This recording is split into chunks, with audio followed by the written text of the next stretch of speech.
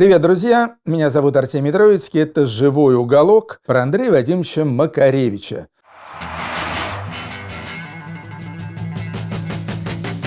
Были у нас с Макаревичем отношения. Вот тогда же, я помню, у него была очень симпатичная жена такая, Лена Фисуненко, дочь известного телевизионного комментатора, международника Игоря Фисуненко. Потом мы с ним уже стали выезжать за границу. Нет, до этого, кстати, на «Машину времени» были гонения. «Машина времени» несколько лет, года два как минимум, в начале 80-х, при всей их коммерческой и невероятной успешности, что делало их очень выгодными даже для филармонии, Росконцерта, Минкульта и так далее, но все равно их поставили на репетиционный период. Естественно, это были вообще общие гонения на рок, запреты на концерты, статья «Рагу из синей птицы» в «Комсомольской правде», которая меня, кстати, спрашивали не так давно. Это все продолжалось где-то примерно с 82 или 83 по середину 85 года. Первое выступление «Машины времени» легальное в Москве за 2 или 3 года произошло на фестивале международном молодежи и студентов летом 85 года. А после этого, естественно, перестройка, гласность, уже все пошло отлично, и всякие эти звания. В общем, «Машина времени» стала таким заслуженным, можно сказать, почти государственным рок-коллективом. Это все было очень, очень круто, но меня это мало привлекало, честно говоря. Я помню, даже после того, как «Машина времени» выступила на инаугурации президента Медведева в 2008 году на Красной площади, я Андрей Вадимович поинтересовался, а не слишком ли это этот альянс с государством, это не по-рок-н-ролльному. На что он мне очень мудро сказал: «Ты же Медведева не знаешь, а я знаю, я с ним общался, в отличие от тебя. Могу тебе сказать, что он нормальный парень и думает точно так же, как мы с тобой». Я тут, естественно, поскольку с Медведевым действительно никогда не общался, ничего возразить не мог. Но думаю, что теперь Макаревич вряд ли оценивает Дмитрия Анатольевича Медведева таким же образом. Но так или иначе, в общем, успешно развивалась «Машина времени» карьера. При этом они, кстати, продолжали писать хорошие песни. Мне очень нравятся некоторые их песни того периода. Скажем, этот хит знаменитый «Не надо прогибаться под изменчивый мир» или такая жестокая лирическая песня про то, как она летала по ночам, «Музыка под снегом», хотя это чуть раньше, по-моему, было. В общем, были отличные песни, которые я всегда ценил, при том, что, конечно же, «Машина времени» выпала из сферы моих интересов, точно так же, как я выпал из числа тех людей, кто мог бы что-то полезное для них сделать. Так продолжалось до 2014 года. В 2014 году, как известно, Макаревич выступил против аннексии Крыма, против интервенции на Донбасс, против всего этого безобразия. В общем-то, у него начался в жизни совершенно новый период. С ним перестали общаться некоторые его друзья. Макаревич это воспринял довольно болезненно. А некоторые другие люди, вроде меня, наоборот, которые с ним какое-то время не общались, стали с ним общаться. В 2014 году мы как раз с Макаревичем довольно много общались. Я помню, в Литву вместе ездили на какие-то мероприятия.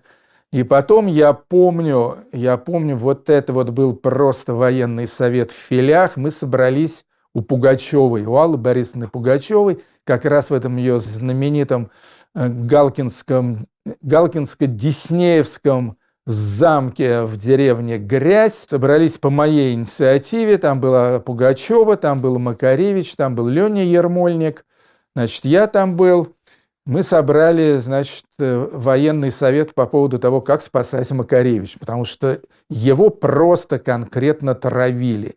Его травили со всех сторон и так далее, как предателя. Что-то с этим надо было делать. Надо сказать, что военный совет этот по спасению Макаревича, по-моему, ничем конкретным не завершился. Но, по крайней мере, мы обменялись мнениями и поняли, что мы все так, в общем-то, примерно одинаково это все оцениваем. Потом, как вы знаете, Андрей Вадимович Вадимович уехал в Израиль, женился там на прекрасной девушке по имени Эйнат, у него родился сын по имени Эйтан. Я их скоро навещу, а может быть, когда вы смотрите эту запись, я уже их всех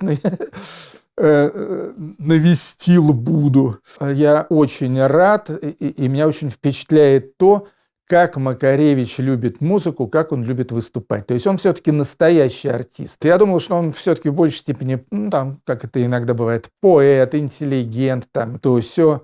А он все-таки артист в первую очередь, а во вторую очередь уже все остальное. Он любит сцену, он безумно любит музыку. То есть, насколько мне известно, у него сейчас имеется, по крайней мере, 3 формата выступлений.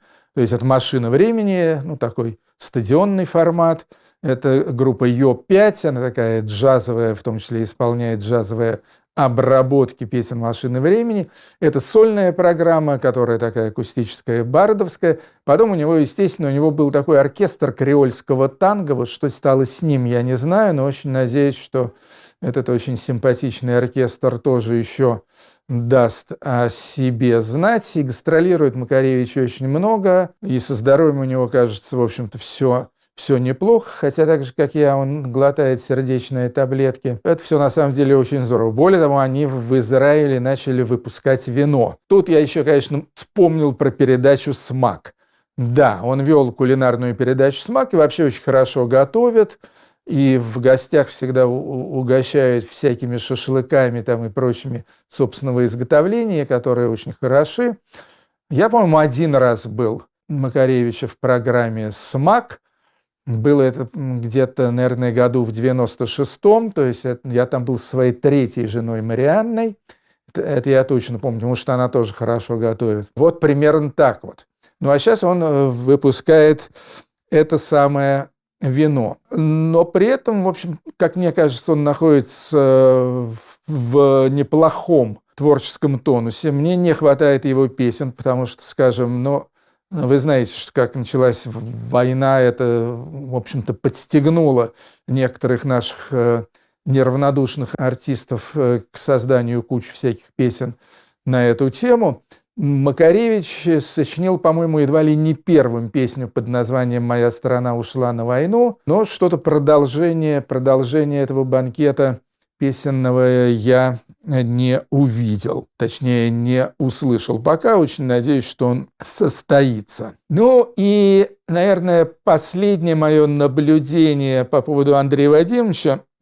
Да, я могу сказать, что в человеческом отношении он очень милый человек, очень милый, очень хорошо воспитанный и, кстати говоря, очень пунктуальный. То есть я переписываюсь с энным количеством известных людей и привык к тому, что, вот, скажем, ты им позвонил или ты им отправил по имейлу письмо, вот, и потом можно ждать ответа днями и неделями. Макаревич всегда откликается тут же. Я уверен, что это касается не только меня, это касается, в общем-то, я думаю, и всех его хороших знакомых и друзей. Это очень хорошее качество и очень редкое, кстати говоря.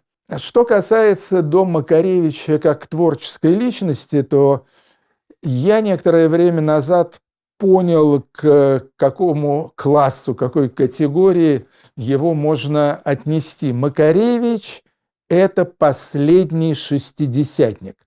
То есть вы знаете всю эту славную плеяду шестидесятников, поэты, писатели, там, Аксенов, Евтушенко-Вознесенский, Акуджава, естественно, Александр Галич, который, я так думаю, на Макаревича оказал самое сильное влияние, братья Стругацкие и так далее. В общем, на самом деле могучая кучка, эти шестидесятники. Так вот, Макаревич, он самый молодой из шестидесятников, то есть по поколению он уже человек моего поколения, то есть семидесятник или даже восьмидесятник, но по духу он, конечно, шестидесятник. И в этом говорит не только то, что его песни очень близки, скажем, к бардовской песне, в первую очередь Галича, но и Акуджаве, и Киму, в общем-то, они тоже совсем не противопоказаны. Это касается и того, что он любит джаз. Вот это вот совсем необычно, и это, конечно, чисто шестидесятническая черта, потому что именно у шестидесятников джаз был как бы их кодовой корневой музыкой. И я думаю, что, в общем-то, это очень почетно быть последним шестидесятником. Андрею Вадимовичу всего наилучшего, вам тоже, и потом расскажу что-нибудь еще.